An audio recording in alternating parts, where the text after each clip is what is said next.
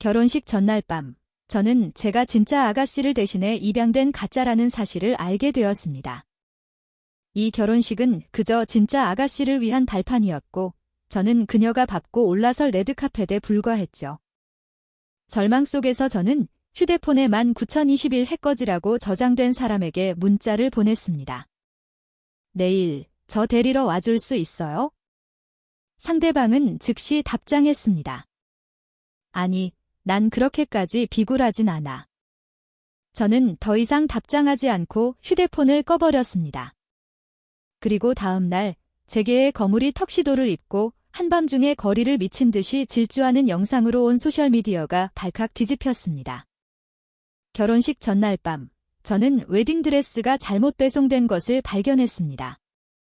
사이즈가 틀렸을 뿐만 아니라 디자인도 제가 주문했던 것과 완전히 달랐죠. 직원에게 연락했지만 그들은 실수가 없었다고 단언했습니다. 심지어 하도준 이사님이 직접 신신당부하셨다고 했습니다. 웨딩드레스 2벌, 한 벌은 68층, 다른 한 벌은 67층으로. 두 신부 모두 성이 온씨라서 몇 번이나 확인했기에 절대 헷갈릴 리 없다고요. 하도준에게 전화를 걸었지만 받지 않았습니다. 어쩔 수 없이 저는 직접 그를 찾아가 따져 묻기로 했습니다. 하지만 그의 방문이 열리는 순간 저는 그 자리에 얼어붙고 말았습니다. 원래 제 것이었어야 할 웨딩드레스가 지금 다른 여자의 몸에 걸쳐져 있었습니다. 어머니는 그 여자를 품에 안고 애교 섞인 투정을 부드럽게 달래고 계셨죠.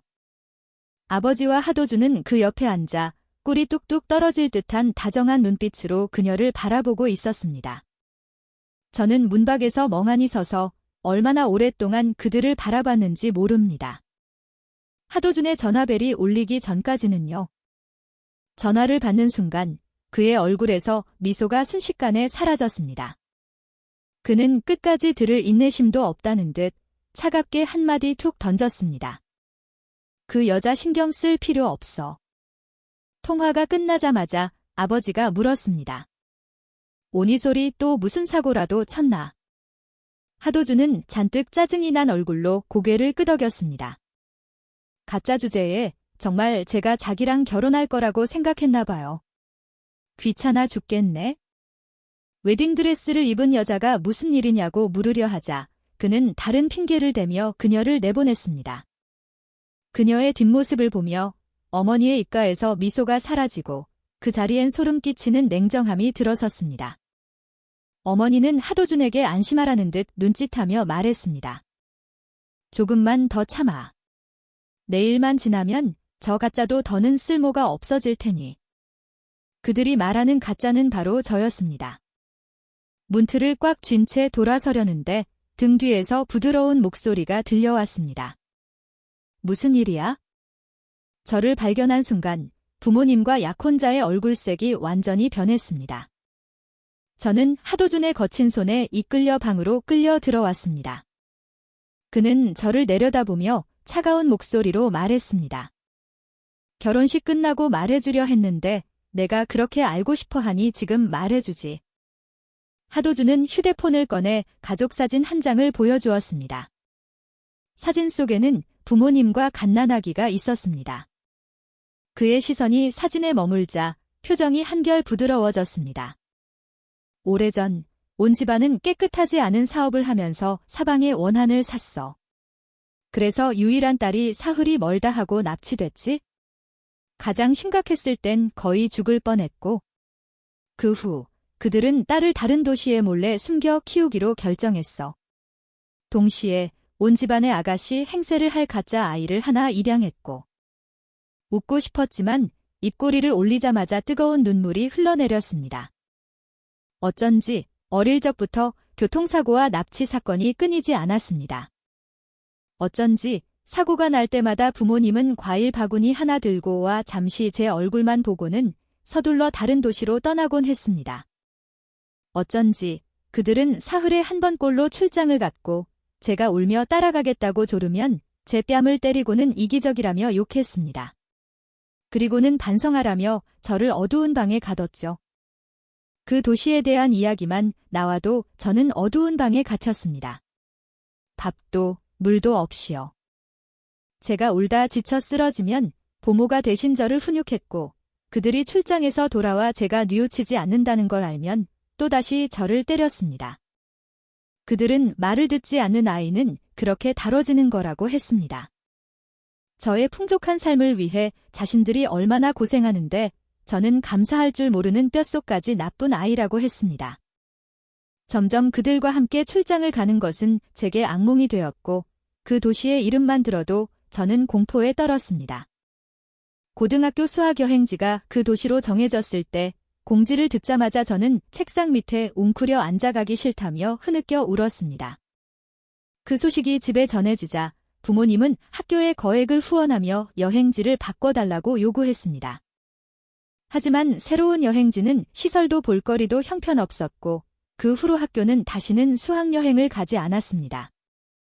점점 친구들은 저를 원망하기 시작했고 공주병, 정신병자라고 불렀습니다. 고등학교 내내 그 별명들은 저를 숨막히게 했습니다. 하도주는 한 글자 한 글자 힘주어 말을 이었습니다. 처음부터 내가 결혼하고 싶었던 사람은 지환이었어. 너와 결혼하려던 건 지환이가 상류층 사회에 빨리 적응할 기회가 필요했기 때문이야. 진짜 온 집안의 아가씨가 돌아왔으니 모두가 제가 가짜라는 걸 알게 되겠죠. 고등학교 동창 중 상당수가 이 세계에 남아있을 테니 분명 제가 정신병자였다는 얘기를 다시 꺼낼 겁니다. 저에 비해 지환이는 아름답고 재능 있고 상냥하니 분명 금방 사람들의 인정을 받겠죠. 그리고 저는 영원히 그 꼬리표를 달고 살게 될 겁니다. 제 창백한 얼굴을 보더니 하도준의 목소리가 조금 부드러워졌습니다. 내가 협조만 잘해주면 단연간의 정을 생각해서라도 박대하진 않을게. 우리 사이의 정이요. 그런 게 있었던가요? 가족 간의 정이든 사랑이든 전부 그들이 남들에게 보여주기 위해 연기한 연극 아니었나요? 저는 눈물을 닦고 입꼬리를 올리며 비웃었습니다. 좋아요. 협조하죠. 모든 사람에게 말해줄게요. 온지환을 보호하기 위해 당신들이 얼마나 잔인하게 다른 사람을 위험에 빠뜨렸는지, 얼마나. 말이 채 끝나기도 전에 하도준이 분노하며 제 목을 졸랐습니다. 그가 무언가 말하려던 순간 지환이가 밖에서 들어왔습니다. 이 광경을 본 그녀는 경악하며 소리쳤습니다. 도준 씨, 손 놔요. 하지만 그는 들은 척도 하지 않았습니다. 그는 제 턱을 그어쥐고 억지로 지환이를 보게 했습니다. 그는 지환이에게는 부드럽게 웃으며 안심시켰지만 저를 돌아보는 순간 눈빛이 싸늘하게 식었습니다. 내 꼴을 봐에 내가 지환이보다 나은 점이 하나라도 있어? 내가 너랑 결혼할 만한 가치가 있는 부분이 있냐고? 지난 몇 년간 지환이를 지켜야 한다는 생각만 아니었으면 난 단 1초도 너를 만지고 싶지 않았어. 지환이가 힘껏 그의 손을 떼어내 저를 놓아주게 했습니다. 하도준은 저를 한쪽으로 거칠게 밀치고는 경호원들에게 잘 감시하라고 지시한 뒤 지환이의 손을 잡고 그녀를 끌고 나갔습니다. 얼마 지나지 않아 복도에서 격렬한 다툼 소리가 들려왔습니다. 저는 구석에 웅크린 채 탈출할 방법을 계속해서 생각했습니다. 그때 조용한 방 안에서 딸깍하는 소리가 들렸습니다. 가서 확인해보니 제 휴대폰이었습니다. 뒷면에는 굵은 글씨체로 미안해라고 쓰인 포스트잇이 붙어 있었습니다. 누가 보냈는지는 신경 쓰지 않고 주소록을 열었습니다. 수많은 이름을 지나 마침내 19,021 해커지라는 별명을 가진 연락처에서 손가락이 멈췄습니다. 입술을 깨물고 전화를 걸었습니다. 상대방은 거의 바로 전화를 받았지만 연결된 후 아무 말도 하지 않았습니다. 정적 속에서 희미한 숨소리만 들려왔습니다. 저는 심호흡을 하며 목소리를 가다듬고 물었습니다. 권시혁, 내일 나 데리러 와줄 수 있어? 수화기 너머로 무언가 떨어지는 소리가 들렸습니다. 한참 후에야 그의 목소리가 들려왔습니다. 차가운 비웃음이 섞여 있었죠. 오니솔. 난 그렇게까지 비굴하진 않아. 저는 입술을 꽉 깨물었습니다. 감정을 억누를 수가 없었습니다. 목이 메어왔습니다. 그가 더 말하기 전에 저는 서둘러 말했습니다. 미안, 방해했네. 그리고는 바로 전화를 끊어버렸습니다. 1분도 채 되지 않아 제 휴대폰이 다시 울렸습니다. 손이 떨리고 눈물이 차올라 시야가 흐려졌지만 애써 통화 버튼을 눌렀습니다. 연결되자마자 휴대폰은 배터리가 없어 꺼져버렸습니다. 새벽 5시, 메이크업 아티스트가 문을 열고 들어왔습니다. 저는 몽롱한 상태로 거울 앞으로 끌려갔습니다. 막내 스태프가 도구를 정리하고는 휴대폰을 옆에 두었습니다. 화면에는 영상 하나가 멈춰 있었습니다. 메이크업 아티스트가 흘긋 보더니 소리내어 웃으며 읽었습니다. 제게 거물, 한밤중 턱시도 차림으로 냉혹하게 거리 질주. 그녀는 고개를 저으며 말했습니다. 또 어떤 그녀는 도망치고 그는 쫓는 류의 쇼인지 모르겠네. 막내 스태프가 휴대폰을 집어들고 크크 웃었습니다. 진짜 인터넷 소설이 현실로 튀어나온 것 같아요.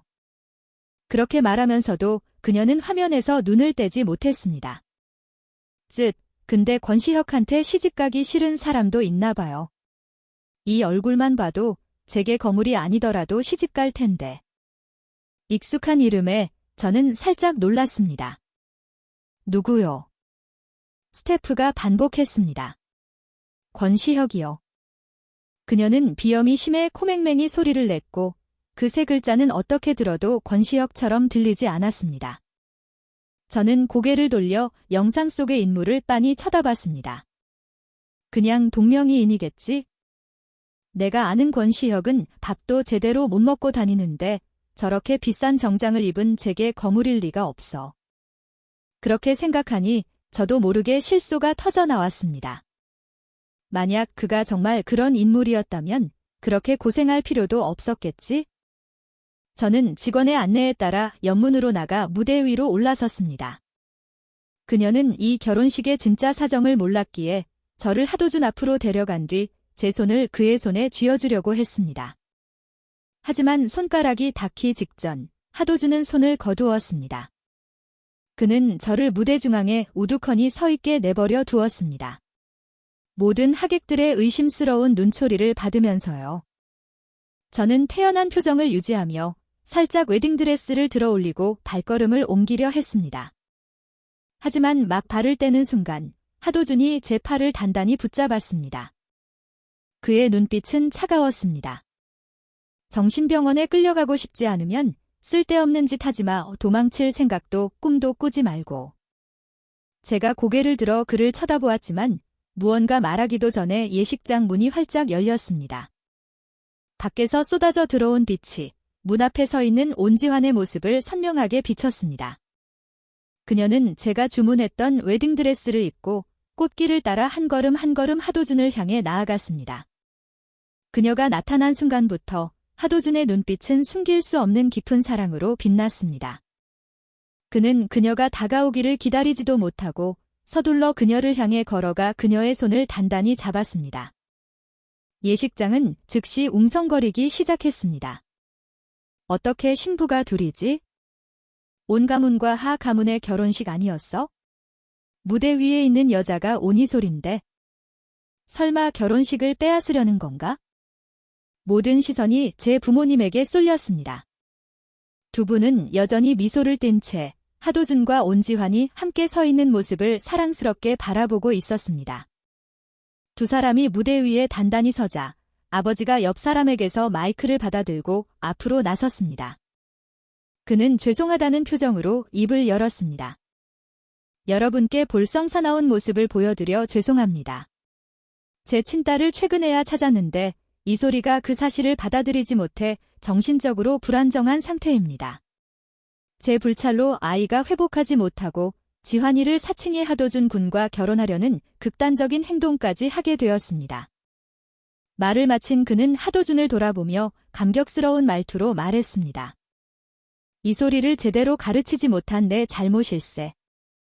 하도준은 곁에 있는 온지환을 흘긋 보고는 웃으며 말했습니다. 괜찮습니다. 아버님. 이 소리가 철이 없으니 저와 지환이가 더 너그럽게 이해해야죠. 두 사람은 완벽하게 호흡을 맞추며 연기했습니다.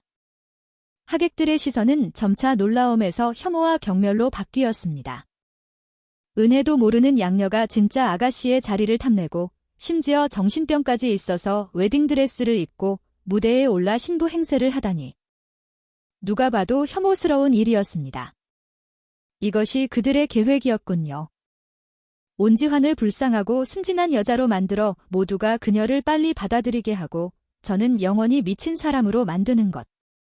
아마 오늘이 지나면 그들은 저를 정신병원에 넣어 평생 가둬둘 방법을 찾겠죠. 더 좋은 선택지가 없었습니다. 저는 머리에 쓴 베일을 벗어 던지며 큰 소리로 외쳤습니다. 아니에요. 저들이 거짓말하는 거예요. 객석에서는 다시 웅성거리는 소리가 들려왔습니다. 하도주는 고개를 기울이며 입꼬리를 의기양양하게 올렸습니다. 한번 봐, 미친 사람 말을 믿어줄 사람이 누가 있을지? 그의 말이 끝나자마자 예식장의 큰 문이 갑자기 세게 밀쳐졌습니다. 한 인형이 차가운 공기를 몰고 들어왔습니다. 순간 공간은 침묵에 잠겼습니다. 저는 그 남자를 멍하니 바라보며 입술을 살짝 떨며 힘겹게 이름을 내뱉었습니다. 권시혁. 반응할 틈도 없이 권시혁은 제 손을 잡고 말없이 저를 밖으로 끌고 나갔습니다. 하도준이 반사적으로 제 다른 팔을 붙잡는 바람에 제가 살짝 비틀거렸습니다. 그러자 권시혁은 즉시 제 손을 놓고 돌아서서 하도준의 얼굴에 주먹을 날렸습니다. 그의 얼굴을 똑똑히 본 아버지의 안색이 새하얗게 질렸습니다. 하도준은 바닥에 나뒹굴었고 예식장에는 날카로운 비명이 울려 퍼졌습니다. 하지만 권시혁은 멈추지 않았습니다. 그는 연이어 주먹을 날렸고 그의 손이 붉게 물들 정도였습니다. 저는 황급히 그를 말렸습니다. 그의 손을 두 손으로 꽉 잡았습니다. 우리 집에 가자. 경호원들이 이미 주위를 둘러싸고 있었습니다. 계속 싸우면 그에게 불리했습니다. 그는 온 가문을 이길 수 없었습니다. 권시혁은 저를 바라보았습니다. 그의 눈빛은 어둡게 가라앉아 있었습니다. 그리고는 갑자기 몸을 숙여 저를 번쩍 안아들고 예식장을 성큼성큼 걸어 나갔습니다. 아버지는 여전히 충격에 빠져 있었습니다. 경호원들의 묻는 눈빛에 그는 창백한 얼굴로 침묵할 뿐 아무 말도 하지 못했습니다. 아무도 감히 권시혁을 막지 못했습니다. 그는 저를 안고 길가에 주차된 검은색 차로 향했습니다. 차에 다다르자 그가 살짝 비틀거리며 걸음을 멈췄습니다. 운전석에 앉아있던 사람이 즉시 문을 열고 내려 그를 부축하려 했지만 그는 피했습니다. 권시혁은 턱짓으로 운전사에게 문을 열라고만 지시했습니다. 차 문이 열리자 그는 저를 안에 앉히고 자신도 재빨리 따라 탔습니다. 문이 닫히는 소리에 저는 정신을 차리고 그의 손을 잡았습니다. 시혁아, 우리 내려요.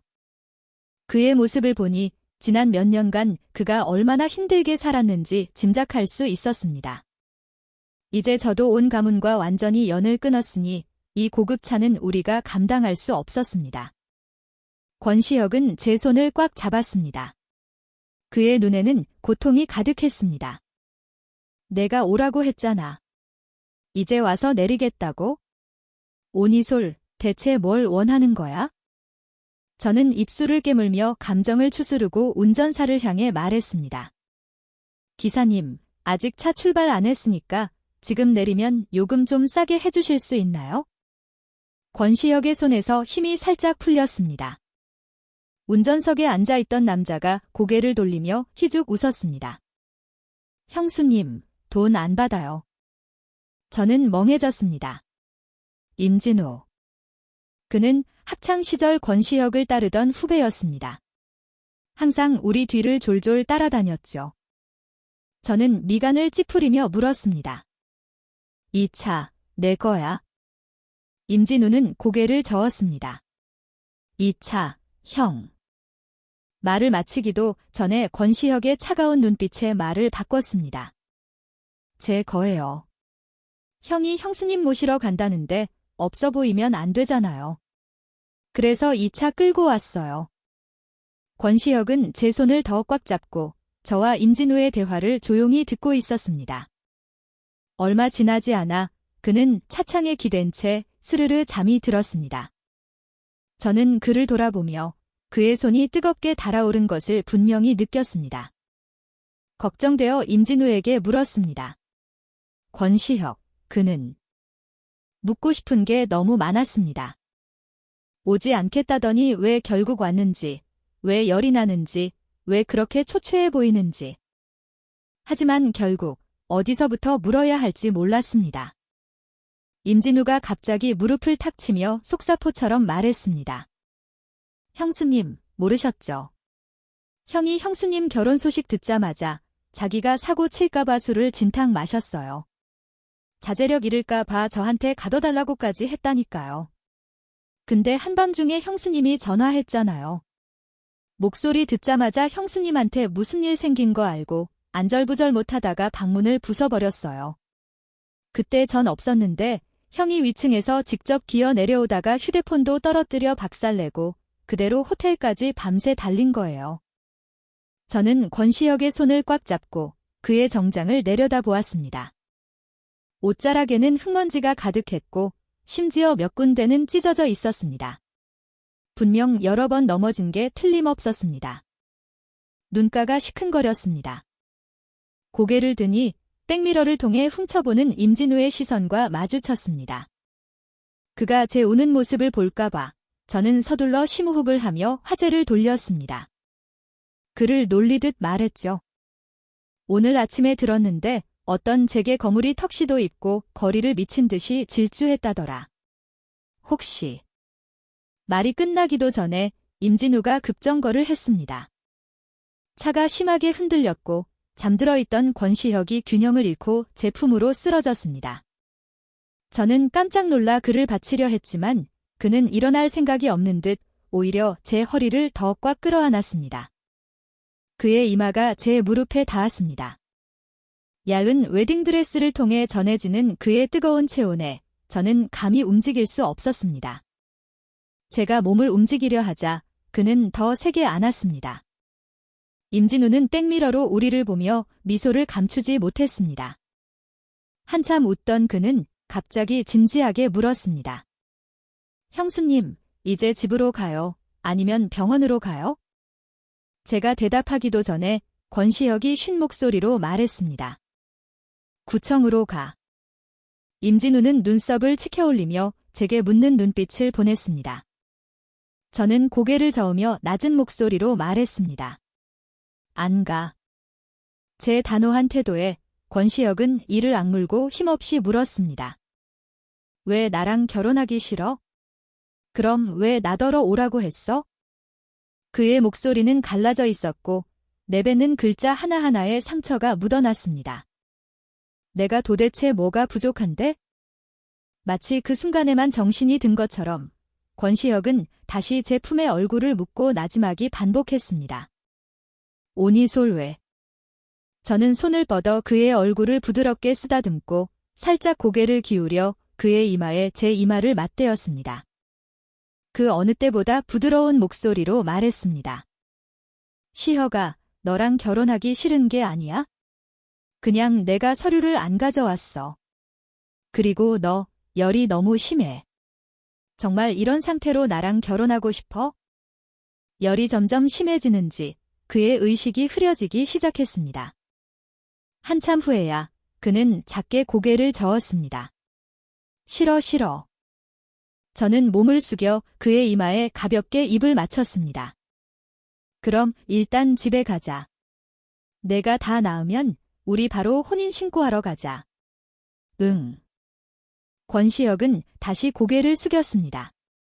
몇 분이 지나서야 그는 의자에 손을 짚고 일어나려 애썼습니다. 제가 서둘러 그를 부축하자 그는 한쪽 무릎을 의자에 꿇고 제 뒷목을 잡아 강하게 입을 맞췄습니다. 임진우는 즉시 차를 길가에 세우고 조용히 차에서 내렸습니다. 차 안에는 이제 저와 권시혁 단둘만 남았습니다. 저는 그의 옷자락을 꽉 쥐고 살짝 고개를 돌려 뒤로 물러섰습니다. 시혁아. 그는 대답하지 않았습니다. 곧바로 다시 제게 입을 맞췄습니다. 깊고 강렬한 키스는 제가 피할 틈을 주지 않았습니다. 머릿속이 완전히 하얗게 될 때까지 그는 저를 놓아주지 않았습니다. 그리고는 쉰 목소리로 고집스럽게 말했습니다. 도장 찍었어. 이제 물을 기회는 없어. 날 떠날 수도 없고. 날 버리지 마. 그는 여전히 열에 들떠 의식이 온전하지 않았습니다. 그저 이 말들만 계속 반복했습니다. 말을 마치고는 다시 몸을 숙여 제게 키스했습니다. 얼마나 지났을까? 권시혁은 마침내 기력이 다해 의자에 쓰러졌습니다. 임진우는 2시간이 지나서야 감이 돌아왔지만 권시혁은 여전히 제 손을 놓으려 하지 않았습니다. 어쩔 수 없이 임진우는 개인 의사에게 전화를 걸었습니다. 전화를 끊고는 특별히 설명까지 덧붙였습니다. 마침 제 친구가 의사인데 실력이 아주 좋아요. 저는 고개를 끄덕였습니다. 시선은 무의식적으로 눈앞의 저택을 향했습니다.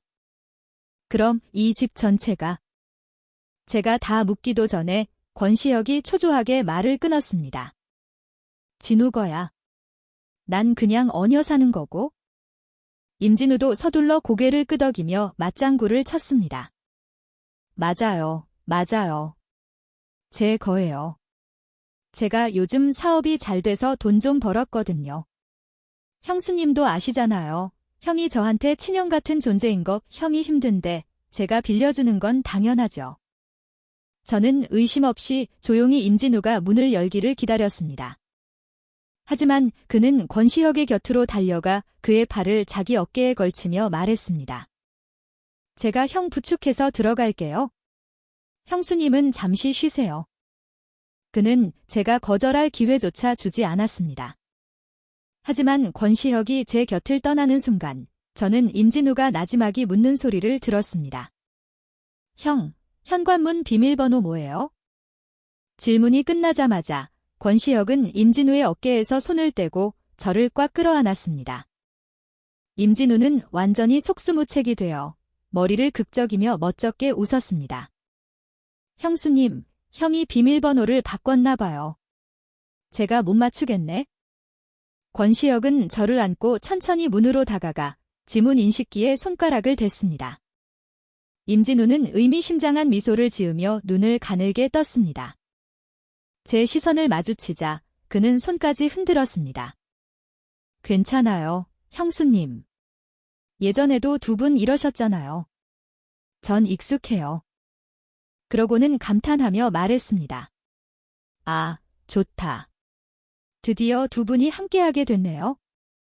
저를 아는 권시혁의 팔에 힘이 더 들어갔습니다. 권시혁은 밤새 불안정하게 잠꼬대를 했습니다. 임진우는 걱정되어 의사를 아예 남겨두고 자신은 거실에서 자기로 했습니다. 마침내 권시혁이 잠들자 저는 조심스럽게 이불을 덮어주고 옆으로 누우려 했습니다. 하지만 몸을 돌리는 순간 그가 팔을 뻗어 제 허리를 꽉 끌어안았습니다.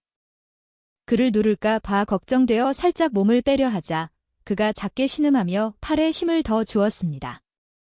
그의 뜨거운 몸 때문에 저까지 땀이 나기 시작했지만 더 이상 움직일 수 없었습니다. 그렇게 밤늦게까지 버티자 그의 손에서 힘이 서서히 풀렸습니다. 저는 그 틈을 타 옆으로 굴러가 안도의 한숨을 내쉬었습니다. 하지만 몸을 펴기도 전에 권시혁이 뱀처럼 몸을 뒤척여 다시 저를 휘감았습니다. 저는 눈을 동그랗게 뜨고 천장을 바라보았습니다. 에라, 모르겠다. 그냥 이대로 있자. 의사가 올라와 이 광경을 볼까봐 저는 깊이 잠들지 못했습니다. 아래층에서 움직임이 느껴지자 저는 서둘러 침대에서 일어났습니다. 권시혁이 천천히 눈을 떴습니다. 그의 눈빛은 약간 몽롱했습니다.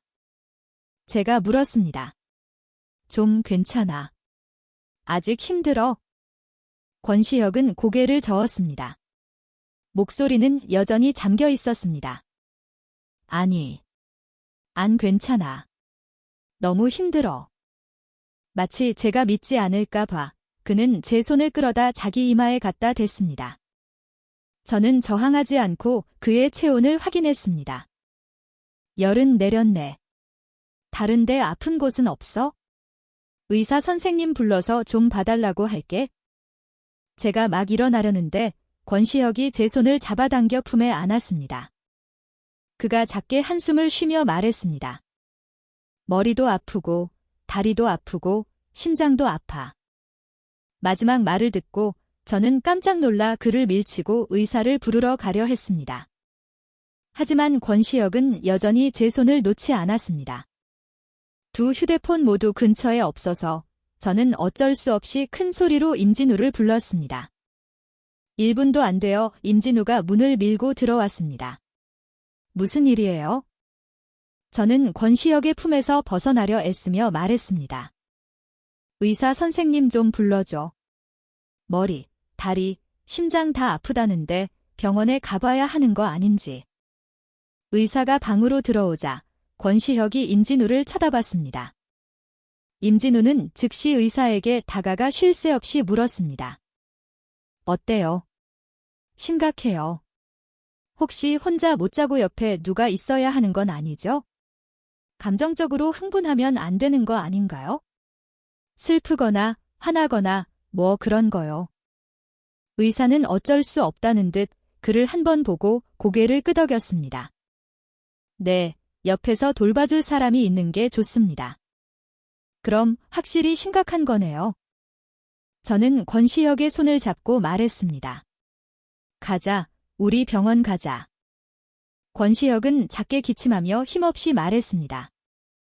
병원 갈 필요 없어. 내가 옆에 있어 주기만 하면 돼. 그는 무심코 속마음을 드러냈습니다. 저는 화가 나서 그를 한번 쳐다봤지만 그런 눈빛이 무슨 소용이 있겠습니까? 하지만 권시혁은 마치 상처받은 것처럼 몸을 돌려 우리에게 등을 보이며 말했습니다. 넌 날 사랑하지 않아. 임진우는 그 모습을 보고 서둘러 의사를 데리고 나갔습니다. 저는 몸을 숙여 그의 어깨를 살짝 밀었습니다. 내가 언제 너를 사랑하지 않는다고 했어? 널 사랑하니까 병원에 데려가서 검사받고 싶은 거지? 권시혁은 입을 꾹 다물고 아무 말도 하지 않았습니다. 한참을 기다리자 그는 삐진 척하기 시작했습니다. 저는 한숨을 쉬며 떠나는 척했습니다.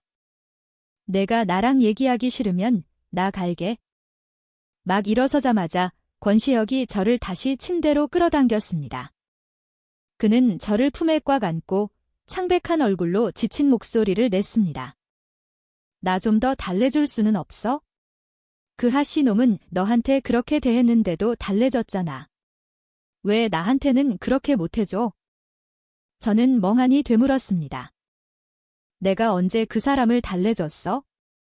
저와 하도주는 어릴 적 친구였지만 그는 저에게 전혀 관심이 없었습니다. 그를 달랜다니 그건 사서 고생하는 짓이었죠. 저는 그런 짓 안 합니다.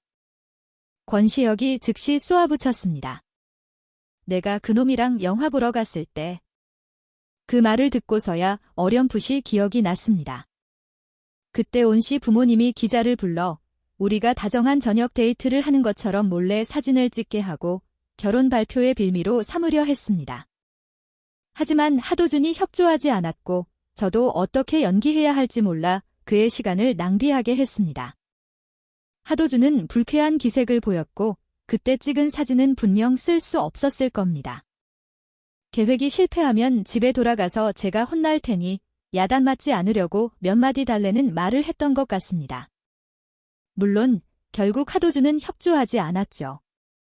다시 생각해보니 아마 그 소식이 온지환의 귀에 들어갈까 봐 그렇게 반항했던 것 같습니다. 저는 미간을 찌푸리며 권시혁을 바라봤습니다. 너 어떻게 알았어? 권시혁은 어색한 기색을 보이며 고개를 숙이고 나지막이 말했습니다. 나도 거기 있었으니까. 내가 내 앞에 나타나지 말라고 했지만 너무 보고 싶어서 그냥 옆에 숨어서 지켜봤어. 내가 그놈한테 웃어주고 달래주는 걸 보면서 왜 나한테는 그렇게 인내심이 없는 거야? 그의 서운함 가득한 눈빛을 보고 저는 웃으며 그의 입꼬리에 살짝 입을 맞췄습니다. 이렇게 하면 됐어? 권시혁은 입술을 꾹 다물고 불만스럽게 말했습니다. 아직 부족해. 저는 그에게 2번 더 입을 맞췄습니다. 이제는. 권시혁은 여전히 고개를 저었습니다. 아직 부족해. 그때 넌 그놈한테 사랑한다고 했잖아. 그렇게 오래된 일을 그는 모든 디테일까지 똑똑히 기억하고 있었습니다. 저는 2 손으로 그의 얼굴을 감싸고 부드럽게 말했습니다. 그때는 온 집안의 임무를 완수하고 싶었을 뿐이야. 진심으로 그를 달랜 게 아니었어. 하지만 지금은 진심으로 널 달래는 거야. 내가 기뻤으면 좋겠어. 권시혁은 저를 뚫어지게 바라봤습니다. 저는 그의 코를 만지며 말했습니다. 사랑해. 권시혁은 살짝 미간을 찌푸렸습니다. 눈에는 여전히 부끄러움이 남아 있었습니다. 그런데 왜 나랑 결혼 안 해줘? 저는 멍해졌습니다. 권시혁은 제가 어제 했던 말을 제대로 기억하지 못하고 있었습니다. 그저 제가 구청에 가지 않겠다고 한 것만 기억하고 있었죠. 눈에 눈물이 고였지만 웃음이 나왔습니다.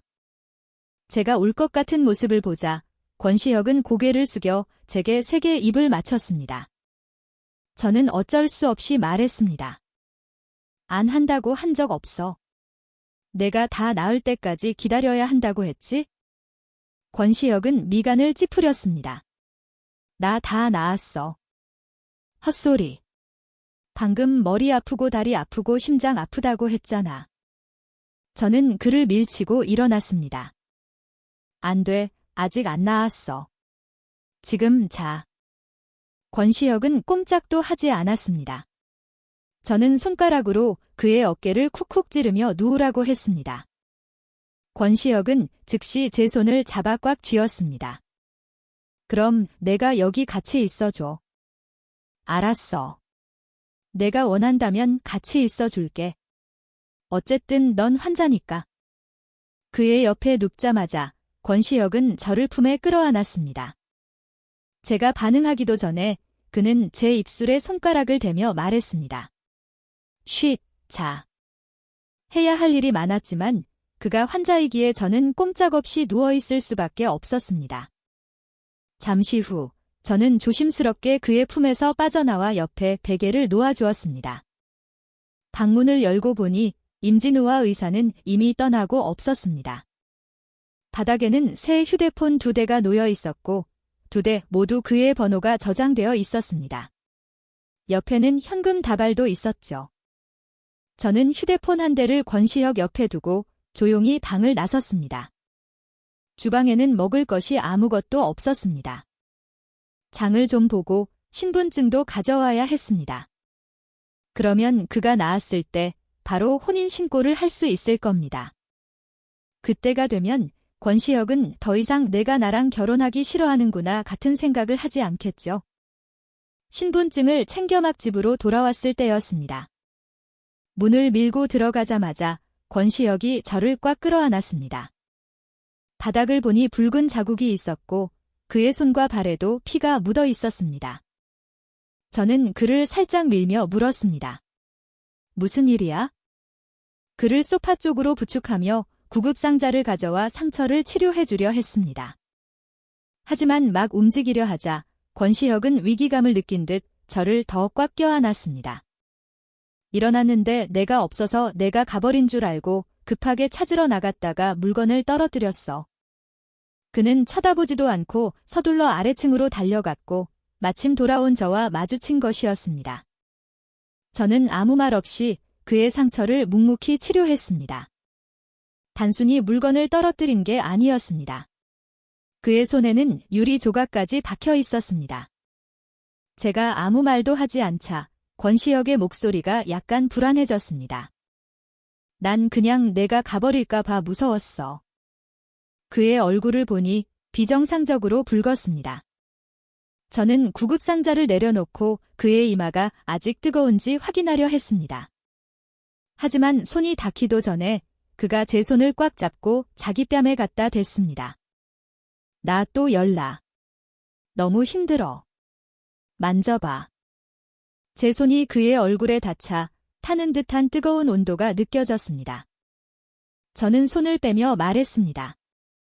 권시혁, 내가 있든 없든 너는 잘 살아야 해. 이렇게 몸을 망가뜨리면 어떡해.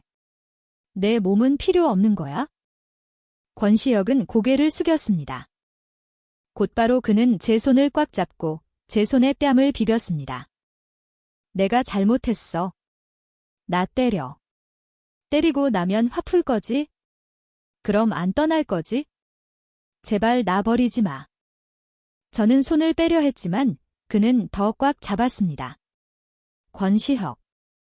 권시혁은 고개를 들어 저를 바라봤습니다. 그의 눈빛은 어둡고 절망적이었습니다. 어떻게 해야 내가 날 쓰레기처럼 또 버리지 않을까? 그는 악몽에 빠진 듯 이 말들을 반복했습니다. 저는 어쩔 수 없이 그를 소파에 누르고 일어나 문으로 가서 신분증을 가져왔습니다. 나 금방 돌아올게. 권시혁은 제 말을 듣지 못한 것 같았습니다. 제가 일어나자마자 그는 팔로 제 허리를 감싸고 꼼짝도 못하게 했습니다.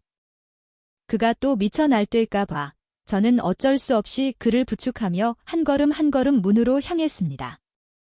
마침내 제 가방에 손이 닿았습니다. 권시혁이 발을 헛디뎌 넘어질 뻔하자 저는 서둘러 그를 받쳤습니다. 소파로 돌아가면 나 안 갈게.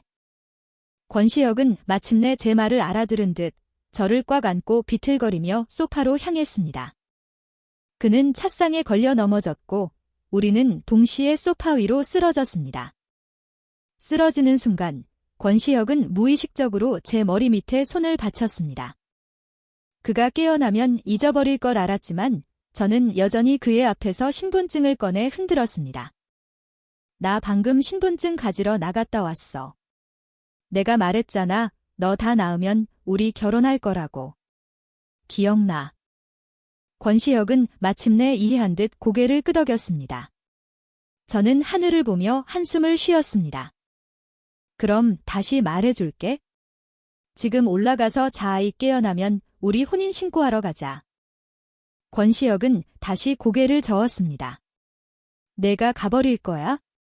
내가 깨어나면 넌 떠나버릴 거야. 어째서 한순간에 이렇게 갑자기 몽롱해졌는지 모르겠습니다. 저는 그를 꽉 안았습니다. 나 여기 있을게. 날 꽉 안고 안아주면 되잖아. 말이 끝나자마자 권시혁은 저를 품에 꽉 안았습니다. 한참 후에 그는 힘겹게 일어나 저를 끌고 위층으로 올라갔습니다. 마침내 권시혁이 진정되자 저는 휴대폰을 꺼내 임진우에게 전화했습니다. 그에게 의사에게 이 재발 상황에 대해 물어봐 달라고 부탁했습니다. 또한 열이 날 때마다 제가 한 말을 잊어버리는 것이 열 때문에 뇌에 문제가 생긴 건 아닌지 물었습니다. 임진우는 금방 답했습니다. 재발은 정상적인 현상이래요. 그리고 형수님 말을 잇는 건 아마 형이 항상 형수님한테 거절당한 걸 기억하고 있어서 그런 것 같아요. 형수님이 떠날까 봐 두려워서 열에 들떠 있을 때 그 생각을 반복하면서 그걸 현실이라고 착각하는 거죠. 저는 권시혁을 돌아봤습니다.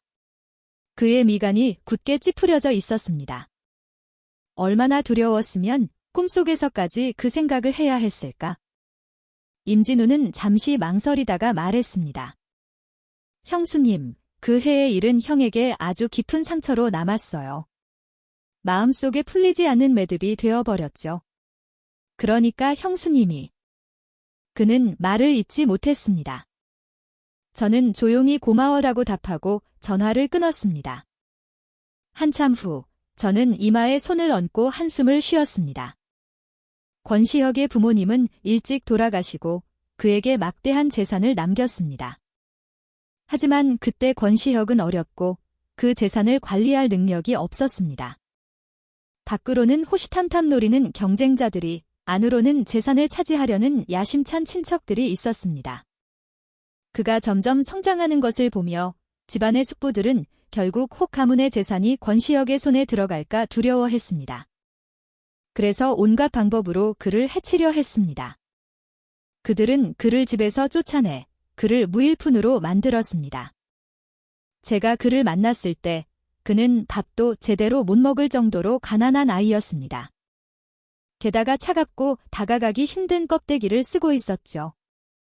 하지만 권시혁은 아주 좋은 사람이었습니다. 모두가 저를 미친 사람이라고 할 때 그들을 물러서게 한 사람이 바로 그였습니다. 우리는 서로에게서 위안을 찾았고 점점 서로의 삶에서 없어서는 안 될 존재가 되었습니다. 하지만 행복은 길지 않았습니다.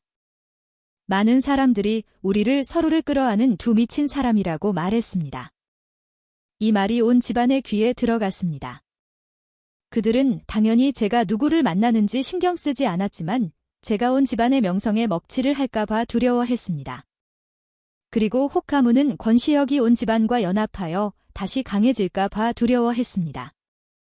그래서 그들은 불량배들을 고용해 저를 괴롭히게 하고 그 후 온 집안의 권시혁이 당신들의 귀한 딸에게 재앙을 가져왔다고 말할 계획이었습니다. 이 계획은 권시혁이 온 집안에 의지할 길을 완전히 막아버리고 만약 권시혁이 손을 대면 그를 감옥에 넣을 수도 있었습니다. 그는 다시는 재기할 기회가 없었을 겁니다. 모든 것이 그들의 계획대로 한치의 오차도 없이 진행되었습니다. 불량배들이 저를 찾아왔고 권시혁은 저를 보호하기 위해 그들과 싸웠습니다. 하지만 혹 가문은 온 집안이 권시혁의 신분을 걱정하여 그가 언젠가 혹 가문으로 돌아올 수 있다는 사실을 두려워할 줄은 몰랐습니다. 그래서 그들은 그를 돕기로 동의했습니다. 유일한 조건은 우리가 다시는 만나지 않는 것이었습니다.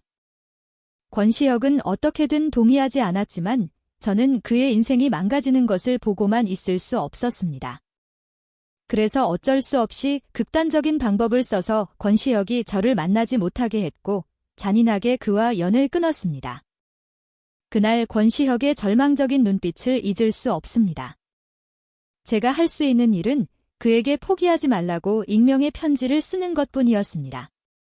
하지만 편지를 쓰는 일은 금방 온 집안에 발각되었고 우리는 완전히 연락이 끊겼습니다. 제가 아는 유일한 것은 권시혁이 이 세상에 아직 살아있다는 것뿐이었습니다. 그 외의 모든 것은 알지 못했습니다. 만약 온지환이 몰래 제게 휴대폰을 주지 않았다면, 만약 제가 권시혁에게 연락하지 않았다면, 권시혁은 잠을 설치며 계속 잠꼬대를 했습니다. 저는 깜짝 놀라 깨어 그의 품으로 파고들어 그의 입꼬리에 살짝 입을 맞췄습니다. 권시혁의 이마에 잡혀있던 긴장이 서서히 풀리고 몸도 점차 이완되었습니다. 제가 눈을 떴을 때 권시혁의 시선과 정확히 마주쳤습니다. 그의 상태는 눈에 띄게 좋아져 있었습니다. 제가 깨어난 것을 보고 그는 재촉하며 말했습니다. 임진우 아래층에서 기다리게 했어? 빨리 일어나. 어젯밤 옛날 꿈을 많이 꿔서 저는 아직 좀 몽롱했습니다. 뭘 기다려? 권시혁은 제 손을 꽉 잡았습니다. 내가 혼인신고하러 가자고 약속했잖아. 내 말은 책임 안 져? 그가 그걸 기억하고 있다니? 정말 다 나았나 봅니다. 제가 조용히 답이 없자 권시혁은 미간을 찌푸렸습니다. 또 나 놀리는 거지?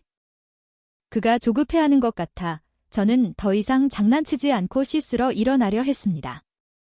하지만 권시혁은 손을 놓지 않고 저를 뚫어지게 쳐다보며 대답을 재촉했습니다. 저는 어쩔 수 없이 말했습니다. 일어나. 나 씻어야 해. 김진우 오래 기다리게 하지 말고. 권시혁은 살짝 웃으며 저를 직접 안아 욕실로 데려갔습니다. 제가 양치질하는 동안 그는 문밖에서 거울을 통해 저를 쳐다봤습니다. 시선은 한순간도 떼지 않았죠. 그의 시선에 저는 약간 부끄러워져서 입안에 거품을 뱉고 말했습니다. 우리 결혼하면 다른 집을 구해야 하지 않을까? 계속 임진우 집에 있는 것도 좀 그렇고 게다가 내가 자꾸 귀찮게 구니까 아무리 사이가 좋아도 문제 생기기 쉽잖아. 권시혁은 무심한 척 대답했습니다. 집세는 이미 냈어. 그것도 괜찮네. 그가 생각보다 어렵게 살지는 않는 것 같아 저도 모르게 한숨이 나왔습니다. 다행이다. 내가 잘 살고 있으니 나도 마음이 놓여. 권시혁은 진지한 표정을 지었습니다. 나 잘 못 살아. 저는 고개를 돌려 그를 쳐다봤습니다. 권시혁은 계속해서 말했습니다. 내 말대로 임진우한테 신세 질 수는 없으니까. 집세가 엄청 비쌌어. 그거 내고 나니 밥 먹을 돈이 없어. 어쩐지 그가 이렇게 말랐다 했습니다.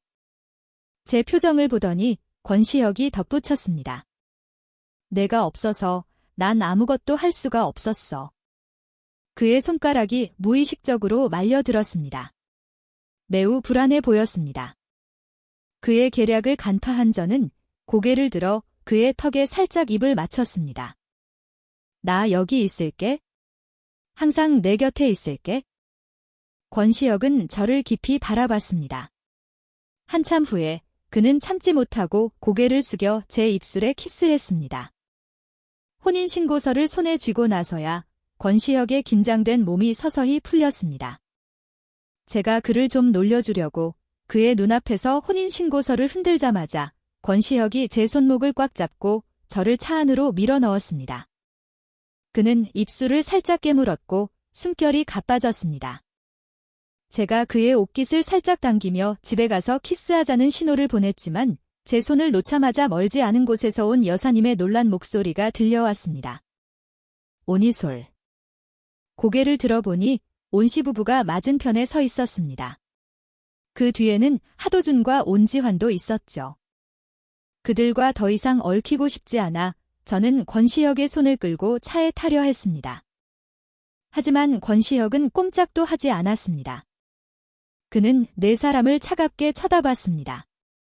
눈빛이 폭발할 것 같았습니다. 온씨 아버지가 한 걸음 앞으로 나와 그의 시야를 가렸습니다. 항상 거만하던 그는 제가 손에 미쳐넣지 못한 혼인신고서를 보고는 즉시 아첨하는 듯한 목소리로 태도를 바꿨습니다. 권 총괄님, 우리가 이렇게 한 가족이 될 줄은 몰랐습니다. 이전의 일들은 모두 오해였습니다. 권 총괄님. 저는 권시혁을 흘긋 쳐다봤지만 아무 말도 하지 않았습니다. 권시혁은 제 손을 꽉 잡고 차갑게 비웃었습니다. 내 가족은 온이솔 하나뿐입니다. 당신들은 뭔데? 온씨 아버지의 얼굴에서 미소가 굳었습니다. 다 오해입니다. 우리는 항상 온이솔을 사랑했습니다. 권시혁은 고개를 끄덕였습니다. 그녀를 때리고 가두고 명예를 훼손하고 참으로 사랑이 넘치네요. 온지환이 온씨 아버지의 말을 가로막았습니다. 아빠, 그만하세요. 그녀는 저를 보며 입가에 씁쓸한 미소를 지었습니다. 미안해, 온이솔. 아빠, 엄마, 그리고 하도준 씨가 너에게 상처를 줬어. 우리. 제가 용서 안 해라고 말을 끊으려 했지만 그보다 먼저 권시혁이 대신 말했습니다. 그는 몸을 돌려 차 문을 열고 저를 먼저 차에 태운 뒤 그들을 돌아봤습니다. 당신들이 그녀에게 빚진 모든 것 하나도 빠짐없이 갚게 될 겁니다. 온씨 아버지의 안색이 새하얗게 질려 앞으로 나서려 했지만 권시혁이 차문에서 막아섰습니다. 그는 임진우를 흘긋 쳐다봤습니다. 즉시 임진우가 상황을 파악하고 분노에 차서 말했습니다. 걱정 마세요, 형. 형이 이 일 시켰을 때부터 제가 이미 시작했어요. 걔네들 제기 못해요. 형수님 건드린 건 형을 건드린 거고 형을 건드린 건 저를 건드린 거예요. 편하게 살 생각 마. 내가 예전에 가난뱅이였다고 다들 알지만 지금 권시혁이 얼마나 대단한지 알기나 해. 그는 신나게 떠들었지만 권시혁의 목소리가 경고하듯 낮게 깔렸습니다. 임진우. 임진우는 즉시 입을 다물었지만 여전히 백미러로 우리를 힐끔거렸습니다. 집으로 돌아오는 내내 우리는 침묵했습니다. 임진우는 감히 따라 들어오지 못하고 바로 엑셀을 밟아 차를 몰고 가버렸습니다. 문이 닫히자마자 권시혁이 제 앞에 서서 잘못한 아이처럼 고개를 숙였습니다. 내가 잘못했어. 제가 물었습니다. 왜 날 속였어? 그가 조용히 대답했습니다. 내가 잘 사는 줄 알면 날 떠날까 봐 무서웠어. 사실 나 하나도 잘 못 살았어. 매일 널 보고 싶었고 생각만 해도 심장이 아팠어. 근데 감히 나타나지는 못하고 몰래 뒤에서 훔쳐보기만 했어. 하지만 나 돈 많이 벌었어. 이제 아무도 널 괴롭히지 못해. 넌 더 이상 고생하지 않아도 돼. 말을 마친 그는 작게 물었습니다. 이제 안 떠날 거지? 저는 대답하지 않고 그의 셔츠를 끌어당겨 입술에 키스했습니다. 권시혁의 몸이 굳었습니다. 온몸이 긴장했죠? 이 키스가 이별의 의미가 아니라는 것을 확인하고 나서야 그는 감히 제게 더 깊이 키스하며 응답했습니다. 그렇게 기력이 하나도 남지 않을 때까지 저는 그를 밀어냈습니다. 권시혁은 한 발짝 물러섰지만 여전히 저를 꽉 안고 놓아주지 않았습니다. 저는 그의 눈을 똑바로 쳐다봤습니다. 나 화 안 났어. 그리고 안 떠날 거야. 권시혁은 제 눈에서 거짓의 흔적을 찾으려 애썼습니다. 하지만 차 안에서 내내 아무 말도 안 했잖아. 나한테 신경도 안 쓰고. 그가 괴로운 듯 말했습니다. 나 속이는 거지? 내가 방심하면 또 떠나려는 거지? 저는 어쩔 수 없이 쓴웃음을 지으며 설명했습니다. 그냥 생각 좀 하느라 그랬어. 차에 앉아 있을 때 저는 문득 모든 것이 설명된다는 것을 깨달았습니다.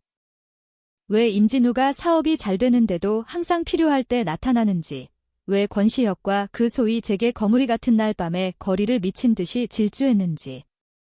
권시혁이 물었습니다. 무슨 생각했는데? 저는 솔직하게 대답했습니다. 차가운 표정으로 밤거리를 질주하는 제게 거물 영상을 봤는데 그 사람이 왜 너랑 이름이 똑같은지 궁금했어. 이 이야기가 나오자 권시혁의 안색이 순간 어색해졌습니다. 저는 일부러 그를 놀렸습니다. 그렇게 차갑게 뛰다니. 그래서 오고 싶었던 거야, 아니었던 거야? 권시혁은 갑자기 제 입술에 세게 키스했습니다. 당연히 오고 싶었지. 너도 알잖아. 말만 번지르르하게. 제가 말할 틈도 주지 않고 권시혁은 다시 고개를 숙여 한 번 더 키스했습니다. 내가 날 속이지 않아서 다행이야. 만약 내가 날 속였다면? 제가 물었습니다. 속였다면 어쩔 건데? 권시혁은 또 키스하려 했습니다. 제가 그의 입술을 막았습니다. 안 돼, 먼저 말해. 그는 한 발짝 물러서며 조금도 부끄러워하지 않고 말했습니다. 그래도 널 데리러 갔을 거야? 집에 데려와서 가둬놓고 매일 널 유혹해서 내가 다시 날 사랑하게 될 때까지. 저는 입꼬리를 올리며 웃었습니다. 나 눈 엄청 높아. 평범한 사람은 나 유혹 못해. 권시혁은 제 말에 자존심이 상한 듯 제 손을 끌어당겼습니다. 그의 셔츠 단추가 하나씩 쇄골에서부터 아래로 풀려나갔습니다. 그가 제게 마지막 단추를 풀어달라는 듯한 눈빛을 보내자 저는 서둘러 그를 멈췄습니다. 방금 내가 잘못 말했어. 가능해. 특히 가능해. 권시혁은 여전히 멈추지 않았습니다. 가능하다면 더 멈출 수 없지? 마지막 장애물이 사라지자 그는 저를 번쩍 안아 들고 재빨리 위층으로 올라갔습니다. 의식이 흐려질 무렵 권시혁이 묻는 소리를 들었습니다. 나 성공했어? 저는 몽롱하게 고개를 끄덕였습니다. 그의 저런 모습을 보고 어떻게 성공 못했다고 말하겠습니까? 성공 못했다고 말했다간 제가 남아나질 않을 게 뻔했거든요. 그날 이후 권시혁은 제가 온 집안에 대한 이야기를 듣지 못하도록 의도적으로 막았습니다. 저도 굳이 신경 쓰지 않았습니다. 석 달이 지나서야 그들의 소식을 다시 듣게 되었습니다. 임진우가 보고하러 왔을 때 조금도 숨기지 않았습니다. 온 집안은 권시혁에 의해 사방에서 포위되었고 경제적 영향력은 점점 줄어들었다고 합니다. 온 집안은 그를 찾아가 애원했지만 아무도 만나주지 않았습니다. 그들은 절망에 빠져 이미 권시혁에게 처리된 혹 가문의 숙부들과 연합하려 했습니다. 그들의 힘을 빌려 권시혁을 무너뜨리고 재기할 기회를 찾으려 했던 것이죠. 하지만 이것은 정말 절박할 때나 하는 행동이었습니다. 혹 가문 사람들은 이미 권시혁의 힘을 잘 알고 있었습니다. 그들은 오히려 온 집안이 과거의 일을 폭로할까 봐 두려워했습니다. 그래서 협력하는 척하며 온 씨 부부를 정신병원에 속여 넣었습니다. 시간이 흐르자 그들은 정말로 미쳐버렸다고 합니다. 과거에 그들이 저에게 하려던 짓이 이제 그들 자신에게 적용되고 있었습니다. 하도주는 이전에 미친 집들 때문에 상속권을 완전히 잃었습니다. 권시혁은 온지환이 제게 휴대폰을 줬던 것을 알고 그녀를 너무 힘들게 하지는 않았습니다. 그 후 하도준과 온지환은 나라를 떠났습니다. 떠나기 전에 그녀는 제게 긴 사과 편지를 보냈습니다. 제가 답장을 하기도 전에 권시혁이 요즘 열이 아주 심해졌기 때문입니다. 제가 인터넷에서 어떤 남자에게 몰래 좋아요를 누른 것을 발견한 후 그는 매일 똑같은 옷을 입기 시작했습니다. 그는 저에게 자신의 몸과 그 남자를 비교하게 했습니다. 어제는 검은색 딱 붙는 스웨터를 입었고 그 전날은 가슴 체인을 걸었으며 오늘은 꼬리까지 달았습니다. 보기만 해도 목이 말랐습니다. 그는 꼬리를 제 손에 쥐어주었습니다. 부드러운 털의 감촉에 저는 무의식적으로 살짝 쓰다듬었습니다. 제가 고개를 들었을 때 권시혁에게는 꼬리만 남아 있었습니다. 그가 다시 바싹 다가와 물었습니다. 나랑 그놈들 중에 누가 더 나아? 여기서 더 참으면 내가 여자가 아니지. 저는 그의 가슴에서부터 아래로 손을 내렸습니다. 내가 그들 모두보다 훨씬 나아. 권시혁이 참지 못하고 신음소리를 냈습니다.